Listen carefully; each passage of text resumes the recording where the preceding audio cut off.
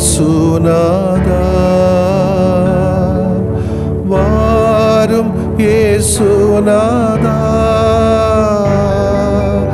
எந்தன் இதயம் தேடிடும் அன்பே நீ வாரும் இயேசுநாதா வாரும் இறைவனே வாரும் இறைவனே எந்தன் இதயம் தேடிடும் அன்பே நீ வாரும் இறைவனே வாரும் இறையாவியே வாரும் இறையாவியே எந்தன் இதயம் தேடிடும் அன்பே நீ வாரும் இறையாவியே.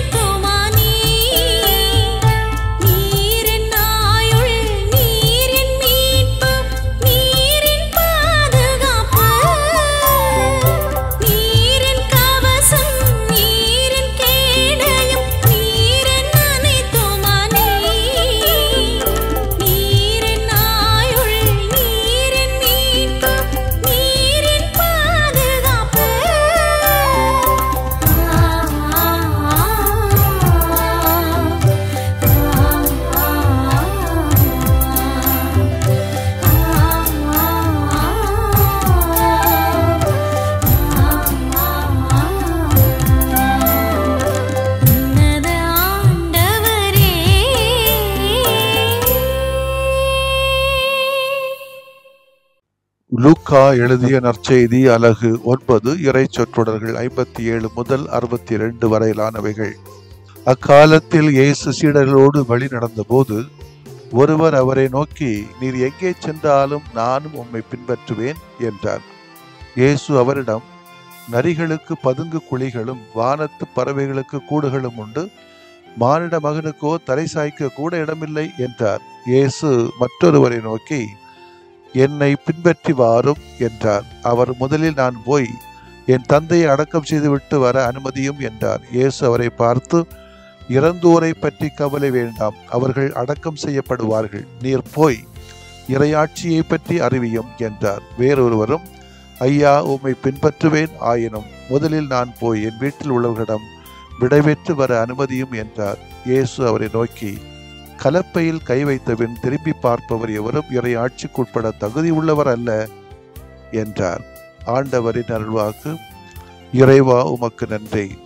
கிறிஸ்து இயேசுவில் பிரியமுள்ள சகோதரிகளே, சகோதரர்களே, கடவுளின் கையை பிடித்து விடு, அதற்காக காலம் தாழ்த்தாதே. காவல் தூதர்கள் நம்மை கவனித்துக் கொள்வார்கள். இயேசுவில் பிரியமுள்ளவர்களே, இந்த நாள் இனிய நாளாக இருக்க காவல் தூதர்கள் வழியாக கடவுள் நம்மை கண்காணிக்க என்னுடைய ஜெபங்களை, வாழ்த்துக்களை தெரிவித்துக் கொள்கிறேன். கடவுளை தேடுவதற்கும் கடவுளோடு பேசுவதற்கும், ஏன் கடவுளாய் மாறுவதற்கு நமக்கு பலவிதமான வாய்ப்புகள் இருக்கிறது. அந்த வாய்ப்புகளை எல்லாம் நாம் சரியாக பயன்படுத்துவதில்லை. அதனால் நாம் இழந்த ஆசீர்வாதங்கள் எண்ணில் அடங்காதவைகள். இந்த நாள் கடவுளோடு சேருவதற்கான நாள். ஆகவே இந்த வாய்ப்பை மிக சரியாக பயன்படுத்த நம்மை அழைக்கிறது இன்றைய இறை வார்த்தை. கடவுளோடு நாம் இழந்த வாய்ப்புகளை திரும்ப பெற, அவரின் ஆசீரோடு வாழ 2 விதமான முயற்சிகளை கையில் எடுத்துக் கொள்ளலாம் போல தோன்றுகிறது. ஒன்று, நம்முடைய வாழ்விலே நமக்கு முக்கியத்துவம் கொடுக்காமல் கடவுளுக்கும் கடவுளுக்குரிய காரியங்களுக்கும் முக்கியத்துவம் கொடுத்தல். நற்செய்தியை பார்க்கின்ற போது கடவுளுக்கு முதன்மையான முக்கியத்துவம் கொடுக்காததை பார்க்கிறோம். அவர்கள் தங்களுடைய சுயநல காரியங்களில் அது வேண்டாம் என்று சொல்லல, அதற்கு முக்கியத்துவம் கொடுத்து விட்டு கடவுளை வெளியே தள்ளுகிறார்கள், புறந்தள்ளுகிறார்கள். கடவுளை வெளியே தள்ள தள்ள நமது வாழ்வு தள்ளாட ஆரம்பிக்கும். இரண்டாவது, காலத்திற்கும் கடமைக்கும் முக்கியத்துவம் கொடுப்பது. காலம் பொன் போன்றது, ஆகவே காலத்தை முறையாக பயன்படுத்த வேண்டும். சிறு வயதிலிருந்தே கடவுளை சிக்கன பிடிக்கின்றவர்களுக்கு சிறப்பான உயர்வு வாழ்வு நிச்சயமே. ஆகவே முதுமையில் இறைவனை தேடினால் போதும் என்பது முற்றிலும் தவறானது. ஆகவே காலம் தாழ்த்தாமல் கடவுளின் கையை பிடித்து நடந்து செல்ல வேண்டியது நம்முடைய கடமை. எனவே கடவுளுக்கு நான் முதன்மையான முக்கியத்துவம் கொடுக்காதது ஏன் என்ற கேள்வியை நாம் ஏன் கேட்கக்கூடாது? பின்னால பார்த்துக்கலாம், இப்ப ஏன் செய்யணும் என்பதை ஏன் நீ மறு ஆய்வு செய்யக்கூடாது? இன்றைக்கு காவல் தூதர்களின் திருவிழாவை கொண்டாடுகிறோம். விவிலிய அறிஞரான ஜேம்ஸ் அல்ஃபரியோனோ என்பவர் காவல் தூதர்கள் செய்கிற பணிகள் என்னென்ன என்று வரிசைப்படுத்துகிறார். ஒன்று, காவல் தூதர்கள் நம்மை காக்கின்றார்கள், கண்காணிக்கின்றார்கள். நம் ஒவ்வொருவரையும் தீமைகளிலிருந்தும் பகைவர்களின் பிடியிலிருந்தும் காப்பதாகும். இதனை திருப்பாடல் 91:11 மிக தெளிவாக நாம் வாசிக்கிறோம். நீர் செல்லும் இடமெல்லாம் உம்மை காக்கும்படி நம் தூதர்களுக்கு கட்டளையிட்டிருக்கிறார் என்று. உறவினத்தாருக்கு நற்செய்தி அறிவித்த தூய பவுலும் காவல் தூதர்களின் பாதுகாப்பை தன்னுடைய வாழ்வில் உணர்ந்தார். அதனைத்தான், அஞ்சாதீர், நீர் சீசர் முன்பாக விசாரிக்கப்பட வேண்டும், உம்மோடு கூட கப்பலில் உள்ள அனைவரையும் கடவுள் உம் பொருட்டு காப்பாற்றப் போகிறார் என்று வானதூதர் பவுலடியாருக்கு சொன்ன வார்த்தைகளிலிருந்து நாம் அறிந்து கொள்ளலாம். இரண்டாவது, இதே காவல் தூதர்கள் நம்மை வழிநடத்துகிறார்கள். காவல் தூதர்கள் நம்மை தீமையிலிருந்து காப்பதோடு மட்டுமல்லாமல் நல்வழியிலே வழிநடத்தவும் செய்கிறார்கள். விடுதலை பயண நூல் 32-34 வாசிக்கிறோம். இதோ என் தூதர் முன்னே செல்வார் என்று ஆண்டவராகிய கடவுள் மோசையிடம் கூறுகிறார். நாம் கடவுளுடைய வழிநடத்துதலை காவல் தூதர்கள் வழியாக உணர்ந்து கொள்ள வேண்டும். மூன்றாவது, இதே காவல் தூதர்கள் நமக்காக பரிந்தும் பேசுகிறார்கள்.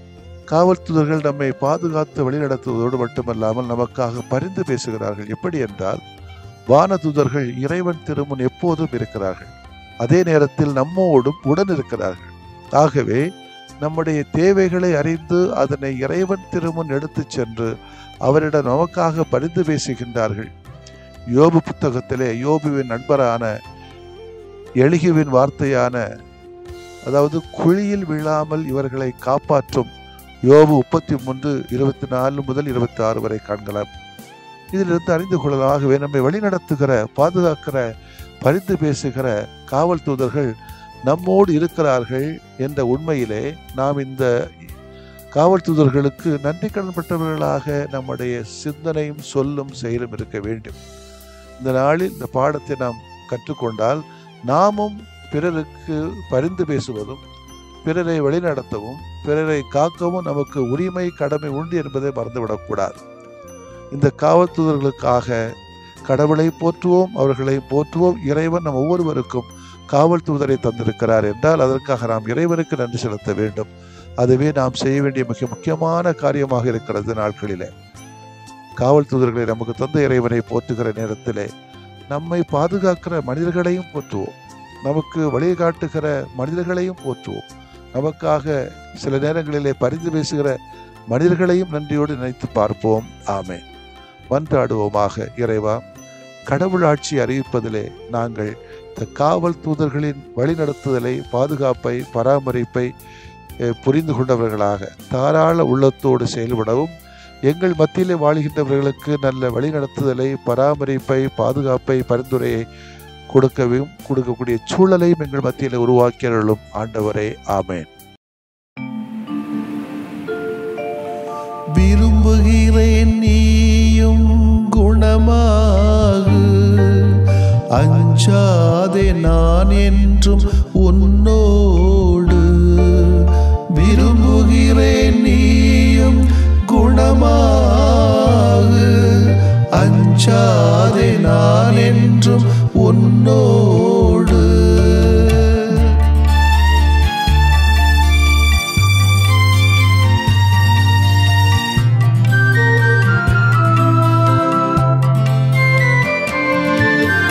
அலையலையாய் துன்பம் வந்த போதிலும்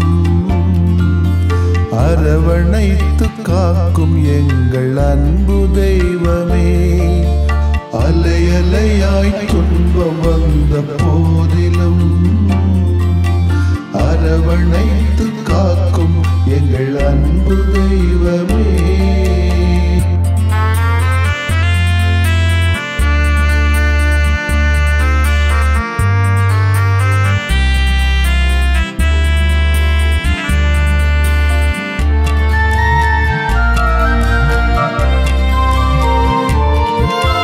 கடும் காய்ச்சலால் அவதியுற்றோம் தெய்வமே,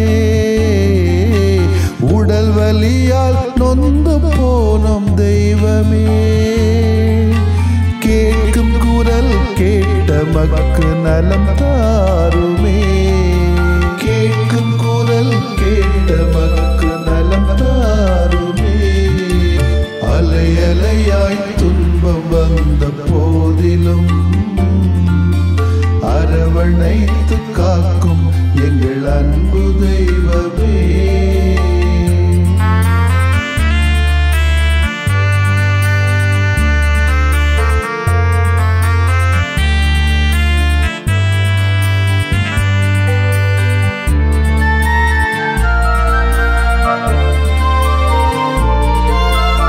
உள்ளம் நிறைவை இழந்து நின்றோம் தெய்வமே, குழந்தையின்றி நிலை குலைந்தோம் தெய்வமே. கேட்கும் குரல் கேட்ட மக்கு நலம் தாருமே, கேட்கும் குரல் கேட்ட மக்கு நலம் தாருமே. அலையலையாய் துன்பம் வந்த போதிலும் அரவணைத்து காக்கும் எங்கள் அன்பு தெய்வமே.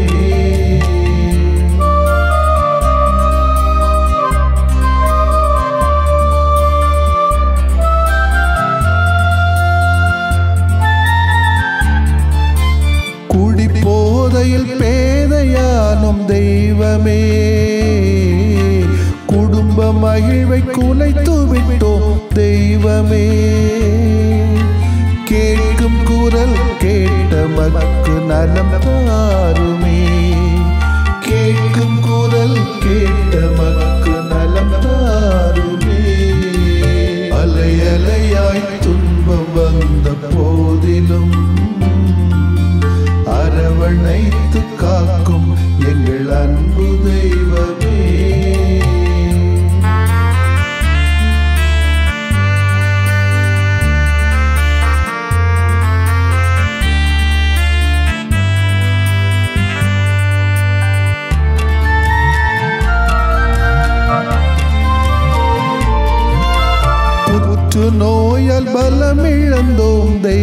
தெய்வமே, தொற்று நோயால் நிம்மதி இழந்தும் தெய்வமே, கேட்கும் குரல் கேட்ட மக்கு நலம் தாருமே, கேட்கும் குரல் கேட்ட மக்கு நலம் தாருமே. அலை அலையாய் துன்பம் வந்த போதிலும் அரவணைத்து காக்கும் எங்கள் அன்பு தெய்வமே, அலை அலையாய் துன்பம் வந்த போதிலும் அரவணைத்து காக்கும் எங்கள் அன்பு தெய்வமே.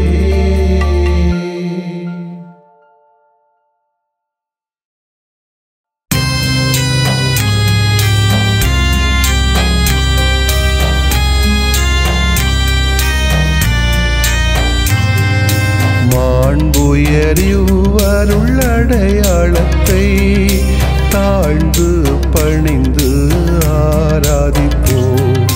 பழைய நியம முறைகள் அனைத்தும் இனி மறைந்து முடிவு பெறுக.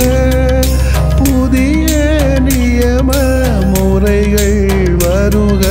புலன்களாலே மனிதன் இதனை அறிய இயலா. குறைகள் நீக்க நம்பிக்கையின் உதவி பெறுக.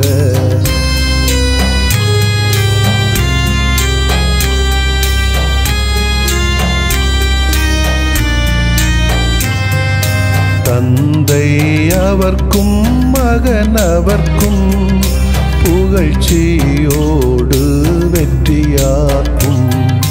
மீட்பின் பெருமை மாட்சிமையோடு வலிமை வாழ்த்து யாவுமாக.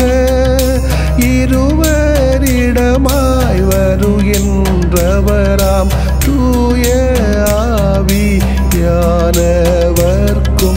அளவில்லாத சமப்புகழ்ச்சி என்றுமே உண்டாகுக. ஆமென். வானில் நின்று அவர்களுக்கு அப்பமளித்தீரே, இனிமையெல்லாம் தன்னகத்தில் கொண்ட அப்பம் இதுவே. மன்றாடுவோமாக. இறைவா, இந்த வியப்புக்குரிய அருளடையாளத்திலே உம்முடைய பாடுகளின் நினைவை எங்களுக்கு விட்டு சென்றீ. உமது திருவுடல் திரு ரத்தமாகியவற்றின் தூய மறைபொருளை வணங்கும் நாங்கள் உமது மீட்பின் பயனை இடைவிடாமல் துய்த்து உணர்ந்து மகிழ அருள்வீராக. தந்தையாகிய இறைவனோடு தூய ஆவியாரை ஒன்றிப்பில் இறைவனாய் என்றென்றும் வாழ்ந்து ஆட்சி செய்கின்ற உம்மை மன்றாடுகின்றோ.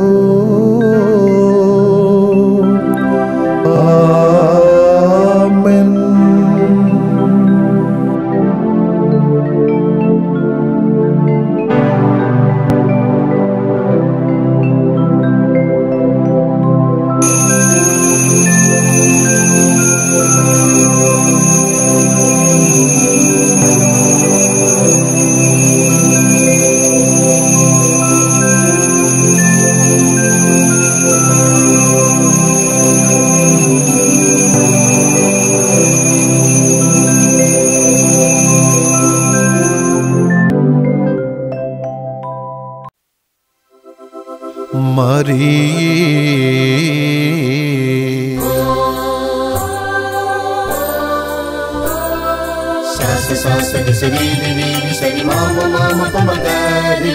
அருள் நிறைந்த மாமரியே, இரக்கத்தின் மாதிரியே,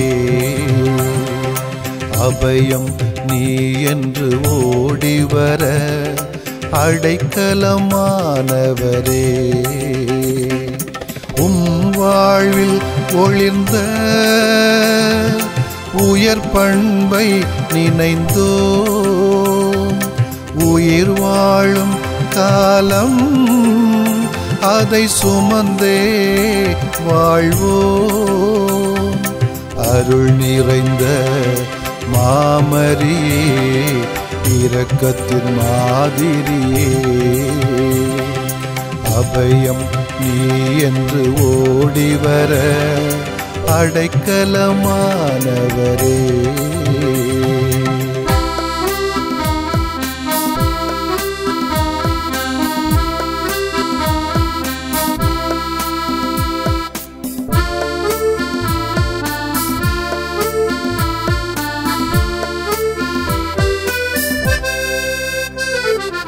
இறை செய்தி கேட்டு இக மீட்பு காண நிறைவாக உம்மை ஈந்த நிர்வாழ்க.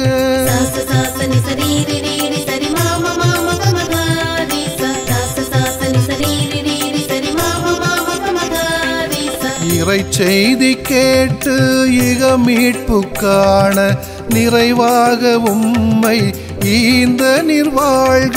உம்மாகட்டும் என்ற அகத்தாட்சி சொல்லால், ஆகட்டும் என்ற அகத்தாட்சி சொல்லால் ஆண்டவர் திருவுளம் ஆளச் செய்வீர். அம்மாவும் வாழ்வில் ஒளிர்ந்த உயர் பண்பை நினைந்தோ உயிர் வாழும் காலம் அதை சுமந்தே வாழ்வோம். அருள் நிறைந்த மாமரியே, இரக்கத்தின் மாதிரியே, அபயம் நீ என்று ஓடிவர அடைக்கலமானவரே. வாழ்க வாழ்க மரியே, வாழ்க வாழ்க வாழ்க இரக்கத்தின் தாயே.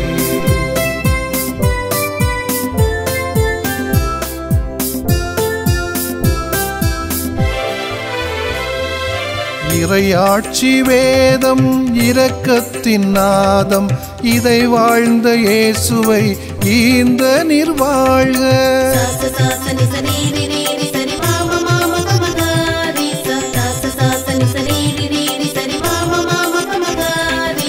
இறையாட்சி வேதம் இரக்கத்தின் நாதம், இதை வாழ்ந்த இயேசுவை ஈந்த நிர்வாழ்க. மாசில்லா மனதை நேசிக்கும் நாங்கள், மாசில்லா மனதை நேசிக்கும் நாங்கள், மனிதத்துள் புனிதம் காணச் செய்வீர். அம்மாவும் வாழ்வில் ஒளிர்ந்த உயர் பண்பை நினைந்தோம். உயிர் வாழும் காலம் அதை சுமந்தே வாழ்வோம். அருள் நிறைந்த மாமரியே, இரக்கத்தின் மாதிரியே, அபயம் நீ என்று ஓடிவர அடைக்கலமானவரே. வாழ்க வாழ்க மரியே, வாழ்க வாழ்க வாழ்க இரக்கத்தின் தாயே. வாழ்க வாழ்க மரியே, வாழ்க வாழ்க வாழ்க இரக்கத்தின் தாயே. வாழ்க வாழ்க மரியே, வாழ்க வாழ்க வாழ்க இரக்கத்தின் தாயே. வாழ்க வாழ்க மரியே, வாழ்க வாழ்க வாழ்க இரக்கத்தின் தாயே. நிலையான புகழுக்குரிய தூய இறை நன்மைக்கு எல்லா காலமும் தொழுகையும் புகழும் போற்றியும் ஆட்சிமையும் உண்டாக கடவது. போற்றியும் ஆட்சிமையும்